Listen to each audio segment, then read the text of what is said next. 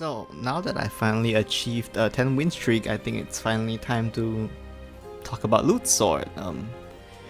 Very strong deck right now, probably considered the best deck in the game, I would say right now. But yeah, let's talk about Loot Sword. This list isn't mine, it's not original. It's a list that's used by a Japanese YouTuber, Maito, who I will link in the description if you want to check out his video on the deck. I've tested this deck and I've messed around with the ratios and stuff, but I still find that this exact list that he used is the one that I feel like I like the best, so I'm using the same list as he does. As far as the flexible spots go, generally people, if they want to make adjustments, the adjustments are made with the number of copies of Tony, the Duelist, Asuka and Shiori, and Opulent Strategists are your general flex spots where you change. For example, if you don't want to run Tony, you can cut Tony and just run 3 offs of Duelist, Shiori, and Opulent. I personally think that Tony is probably very important for drawing Roger, so that's why I like the 3 copies of him. You can mess around with the ratios as much as you want. You just do your own testing, see what you like the best. But this is the one that I like, so this is the list that I'll be running for this video. It's a very difficult deck to play, so this might run for a while. But anyway, let's get into some games. So our first match is against Dragon. Of course, Armed Dragon, very popular deck right now. Might be buff, might be some kind of weird castle meme, but probably it's Armed. For the mulligan, I say you hard search for Rogers, and if you can't find and if you've already found Rogers, just look for your loot generators. DC Scout is especially valuable for card draw and loot generation. Stormbright First Mate might be worth keeping, but against a more aggressive matchup like Arm, I would say keeping something to handle early aggro is better than keeping Stormbright just to get your loot count in the late game. Anyway, here I'm playing Mikhail just because there's nothing better to play. I want to get pressure on the board, so sending the troops is probably not super safe for me to play right now. And Mikhail can start pushing damage phase, which is probably the best way to deal with Armed. The Armed matchup, I would say, is fairly even between Loot and Armed Dragon, so you want to try and push as much damage phase to force them to go into defensive mode, or play a defensive game so that you can pressure them and finish them off with Barbaros and turn 7. But if you start on the back foot, they just start playing Blast Mode against you, and then you're kind of screwed, because honestly Blast Mode is very difficult to deal with. You can sort of heal, but you can't heal enough to catch up with Blast Mode, I don't think. And of course, Loot Sword's strongest play. Roger on the Evo turn. Roger's an extremely powerful card, and it's probably the most standard play. If you have Rogers, you're doing much better than with and without. So you really want to find Rogers, which is why I recommend drawing him, keeping him in the mulligan. The most textbook Loot Sword play is to go Rogers into First Mate and reach 7 loots that way, and then just Barbaros and finish the game. Of course, it's not always gonna go that well, but in this case we have Barbaros, we have First Mate, we have Barbaros, and we have the Gunner. The Barbaros Gunner turn 7 is probably very standard. You probably also seen it before. It's just a very easy 17 damage face out of nowhere. It's honestly kind of strong. So yeah, here they finally reached their 4-arm count, which can be a bit annoying for us considering that but it's a bit slow for them because defense mode on turn 7 is a bit too late. I mean, this defense mode for their next turn is a bit too late already because we already have Barbaros active. So I'm here. My job is to make sure I can get lethal next turn. Slight misplay here. I should have discounted the necklace. Important thing to know about Stormbright First Mate is that he can discount your necklace, he can discount your flags, and he'll give you an extra loot on your lethal turn, which you can use to convert to damage, either just by being a buff or a damage card, or by just converting loot into damage using Tidal Gunner. Probably would have been better to keep the necklace at 0 PP, but here Dashing Duelist fulfills a similar role by being an ambush. Their only way to clear ambushes is of course with the attack mode, which if they play attack mode, they're honestly kind of screwed. Funnily enough, if they went attack mode here, they would have survived, but I don't think it would have been worth it for them. So they played defense mode here, which makes sense. Personally, I would probably not go with blast mode probably, but doesn't matter, they're kind of dead either way. So yeah, it's a very standard game. This is how Loot Sword likes to play the game. If you can get away, this kind of like flow is fairly consistent, which is what makes this deck so powerful. Of course, there's ways to play around it. There are cards that make it very annoying for you, but this is the general game plan flow of Loot Sword. Very standard game. Time to go for the next one. So for the next game, I'm taking a look at the Portal matchup. Of course, for some reason, Machina Portal is very popular right now. It's a very decent deck. It's not like super strong or anything, but it's doing like decently well on the ladder, I would say. I think someone got like a massive win streak with it, but that's not for this video. This is a sword video. So once again, Rogers. Of course, if you're a skilled player, you always have Rogers. Seeker of Love, similar to Rally, you generally just pick Juliet. Different from Rally Sword though is that you can toss Juliet with sending the troops as well, which you kind of want to do over tossing the loot. The loots are very valuable cards. So this is just, you know, standard early game, just play out your loots. You've seen this one the last game before, not much to comment on here.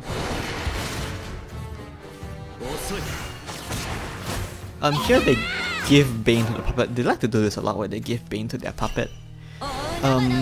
Worth noting is that the Machina deck relies on having their Machinas destroyed, their Macadamics destroyed, right? So I would actually recommend taking inefficient traits like these just to keep your board as empty as possible to make it as difficult as you can for them.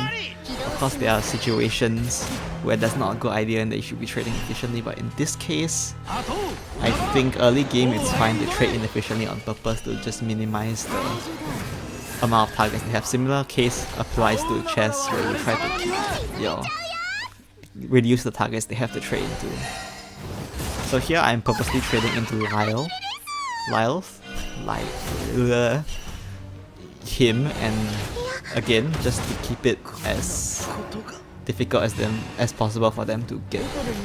They're playing the Robotic Engineer here. Robotic Engineer is of course a very powerful card. And here they're trading to Rogers. And then this turn they are going to trade that Reporter into my Rogers, which leads me to believe, I'm gonna pause here for a moment just to talk about it. It leads me to believe that they probably have Puppet Workout. Puppet Workout is very important for the Machina deck because you like to lock their board so much to keep them from getting to invoke Gratina, so Puppet Workout is an anti-board lock tech for them. So here I'm expecting to take a Puppet Workout to the face. And I'm still on 5 PP, so I can't say I'm gonna kill next turn, so I can just take a Puppet Workout to the face. So I should minimize the amount of impact the Puppet Workout can do. If you look at how they're at 5 Machinas right now, so I can afford to destroy up to 4. However, that only applies if you're just trying to stop Gratina. For me at this point in time, I can't kill next turn either, so I want to delay the Gratina for 2 more turns. And if you played Machina, you know that there is a way for you to destroy your own Machina cards during your turn, and that is with Double Arm Rescue. I can't remember his actual English name, but the fusion card. You can fuse it, you can play out a product machine, assembly droid, sorry. I keep thinking of the Japanese names. Anyway, assembly droid, and that assembly droid will destroy itself at the end of the turn. So to prevent that from happening, I would recommend to keep them at 8 destroyed instead of 5, so this is what I'm going for with this turn. So of course you play this to get some draw, get some loot going, just get some draw, keep your followers small and low so that you can get rid of them yourself. And here I'm going to use this. Another very valuable role for Untold Kick is to remove your own followers. I don't know if I talked about this before, but yeah, Untold Kick is very valuable for this. Remove your own followers, and here they are stuck with only 2 machines on board, which means that even if they have double the rescuer, which they do have it here, they can only reach 9 with it, so unless they have a second one, they can't reach 10. So here, as you can see, we're playing around with Puppet Workout, so it's not bad. And then here, pause again. Right now, if you look at my hand, okay, pull that up. I have 17 damage here, which is not quite enough to kill them yet, so I need to do some more damage. And also I need to deny their Gratina for one more turn, which means that I have to ignore both of these. So I have to figure out... Oh, right. I have 2 Gunners in hand, right? So I know that I can kill them next turn for sure. So as long as I can delay the Gratina one more turn, I should be able to win. So my goals for this turn are to generate 2 flags, and then leave an well, the empty board is not necessary at this point, honestly, but my goal is to generate 2 flags, and then next turn I can finish with Tidal Gunner. So I need to make sure I survive, and I need to generate 2 flags. So that is the goal for this turn. Oops, wrong button. This one. So first I've used the Barbaros here to make sure I can hit the goal. I play Barbaros out, of course, to get the flag.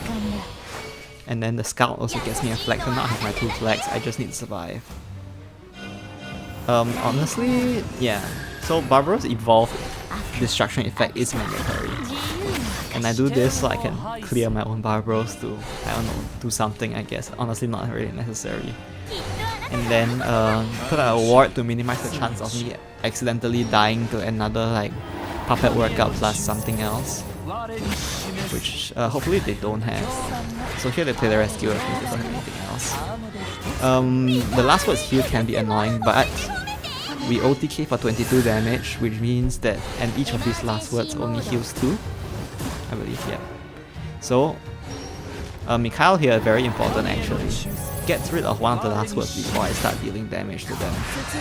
So now, I do 22 damage while they heal 2 and they're at 20, so this is still an OTK.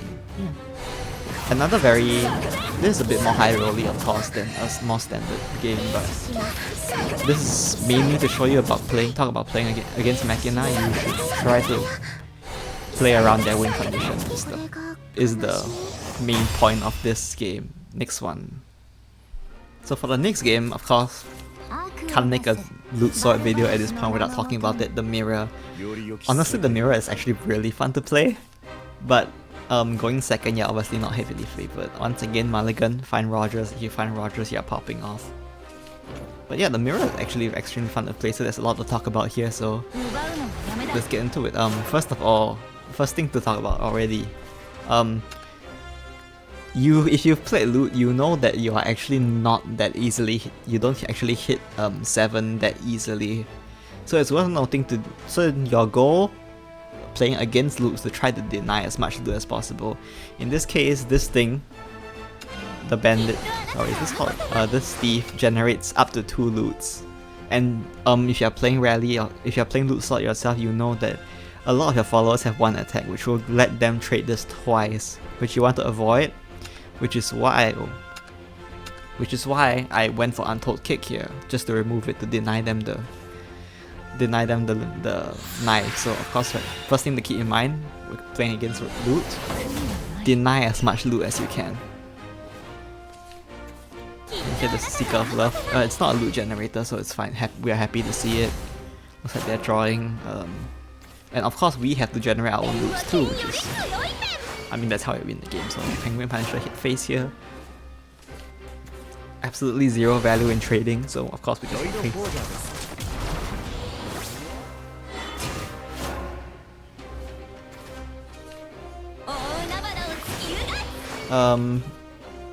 Generally you want to save Deep Sea Scout for a better draw turn, but I think it's fine here. I mean, like 2 loot, draw 2 is already pretty solid turn for you, right?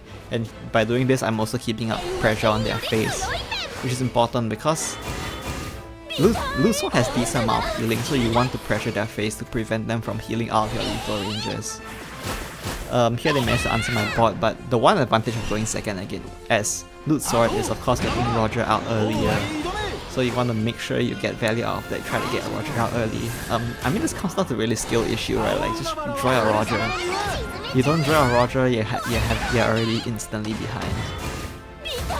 And then here I'm just playing loots to just ping their face and just trying to keep up the pressure. And of course they have their own Rogers. I mean, we're both skilled players here, right? I mean, look at them, they have Lloyd, they're obviously a skilled player. If they can pull Lloyd, even I couldn't do it. So here, they are applying pressure to their face, clearing my body, alive. Another thing that you should pay attention to always when playing against loot is their number of loot count and what loots they have in their hand. So if you look at what my opponent have played, they played one thief, and we know this thief has generated 0 loots because we purposely played around that. So that means that what they have done. Wait, this is the wrong page. Plate cards. So they've played 1 scout, which is 1 boots. The thief didn't get them anything. The 2 penguins is 2 knives. Rogers is a pair of boots and a goblet. So we've seen them play 2 boots and 1 knife. So now we know that they have 1 knife and 1 goblet left in their hand. So just keep that in mind throughout the game. Oh, right. So because we know that there are 3 loots and they only have 2 in hand, we should deny them as much loot as possible. If you're playing loot, you know this. First mate is extremely important for your loot generation and hitting your win condition. So in order to play around your first mate, you minimize the amount of targets they have to trade into, which brings me to this play that I make in this game, which is to maximize my loot while leaving them no targets. So I buff the first mate, trade the cannoneer in, I pull out another cannoneer, I trade the cannoneer in, and then I trade in my first mate to leave my board empty, which denies them any room to trade their own first mate followers into. So here they play first mate, but they can only play 3 loots out of it, I believe. Oh, they 2 loots because one of them is a knife, which they can't play because it's in their hand still. And here they're at rally 10. Important to note they're at rally 10, because that means that we can try to make them invoke Mikhail, which can lead to a board lock, especially when they play out a board like this. You should look for a board lock opportunity if you are certain you have lethal. Here they're at 15, if they heal with Mikhail they're at 17, which still puts them in range of Barbaros plus Tidal Gunner. If I want to be safe, I can ping them for 2 more, which prevents them from healing with a stray goblet out of nowhere. So my goals for this turn are to heal up out of range of a surprise lethal from their board. And if you look at now of loots I'm at 6, which means I actually already have enough loots. So my goal here is just to heal up out of range. I want to get rid of 1 follower just to guarantee that I can survive the turn, and then hopefully they'll lock themselves with their own Mikhail, so that's the plan.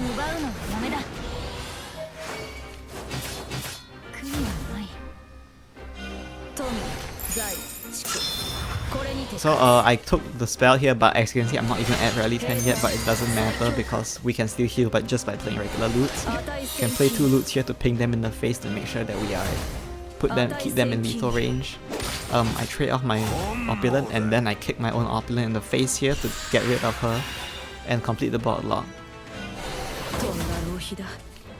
And then here they invoke Mikhail, which locks their board. And they can't do anything. Now they can't do anything unless they have a kick. Which honestly, if they have a kick, I was probably screwed. But oh no, I wasn't because they didn't have enough loots anyway. So I don't let them do anything, and now this turn I kept them within range. So the lethal that I planned out, I have enough to pull it off, and that's the game for me. So again, playing against loot, always keep in mind these opportunities. Think of how you can annoy them and deny them as much as possible while setting up their own lethal, and it's very interesting and deep mirror, so I hope you have a better idea how to navigate it. I still want more game for you. So this last game is against Haven, but rather than about the matchup or anything, there's something I want to talk about, which is potential nerfs, because as we know, Loot Sword is easily the strongest deck in the game right now, and a lot of people are calling it for it to be nerfed. Personally, I would rather they not nerf it until I hit Grandmaster, but you know, if they nerf it, they nerf it. I can honestly understand it as much as I would prefer them not to nerf it. Personally, if you ask me what I think is the most unfair thing about this deck, it's actually not the loot package at all. The thing I find the most unfair about this deck is actually Legendary Kick with Opulent. If you've been playing on the ladder a decent amount, maybe you've encountered this combo, maybe you've done it yourself. This combo lets you evolve Opulent and put a 5/5 on board on turn 3, which is absolutely ridiculous. So this is an example of me doing it right now. You just play Opulent, you use a legendary kick. You can either kick your own follower, or if your opponent has a follower, you can kick their follower. And that lets you evolve Opulence on turn 3, which is absolutely ridiculous. And you put a 5 almost every deck in the game cannot handle this. There are some that can, but they require specific cards. If you're going second, you can chain this into Rogers, but here I didn't draw Rogers. But you know, play a Penguin, get some loots, can heal and draw up while dealing an absurd amount of damage to their face. So I think this is probably the most, if they want to nerf this deck, I think this is probably one of the most important things to nerf. Of course the loot package is extremely powerful, I would understand if they nerfed it as well. I hope they don't, but it's a strong deck, I can understand it. And you can see how setting up a 5-5 Opulent on turn 3 can snowball you the game. Here I actually already have lethal on turn 5 going second, which is just stupid. Yeah, that's all I wanted to talk about. I'll go into more detail about stuff like after this when I talk a bit more about my thoughts on the deck and stuff. So, disgustingly easy game. So that's all the games I have for you today. I hope you enjoyed them. I hope maybe you learned something from them. Once again, I will link the original creator for this specific list, Maito, in the description. Feel free to check out his video. He made a video on this deck as well. And he actually got Grandmaster with this deck as well, which I'm trying to do now. Hopefully I can do it. Hopefully I can't. Maybe I can't, who knows. Anyway, obviously it's an extremely strong deck. I would not be surprised to see it nerfed. A lot of people are calling for it to be nerfed. It takes a lot of skill and thinking to play this deck, which is a bit of a downside if you just want to win. Of course, if you like playing a very involved game, this is the deck for you. A very fun deck, can do a lot of it. You can do a lot with it, and it's quite flexible. Has healing damage early game. Has a lot of things in going for it. The biggest flaw is, in my opinion, just the difficulty. So if you want to challenge yourself, feel free to pick up this deck and you can win a lot with this deck. It's a very strong deck. I think it's very strong. I hope it doesn't get nerfed until after I reach GM with it, but it might get nerfed. So keep that in mind also if you want to craft this deck, is that it might get nerfed. Anyway, that's it for today. I hope you enjoyed. I hope it was helpful or something to you, maybe. Hope my voice doesn't offend you. I don't know, maybe it will. Anyway, that's it for today. Do all the usual YouTube stuff, you know, the liking and the subscribing and whatever. And yeah, I'll see you in the next video, maybe.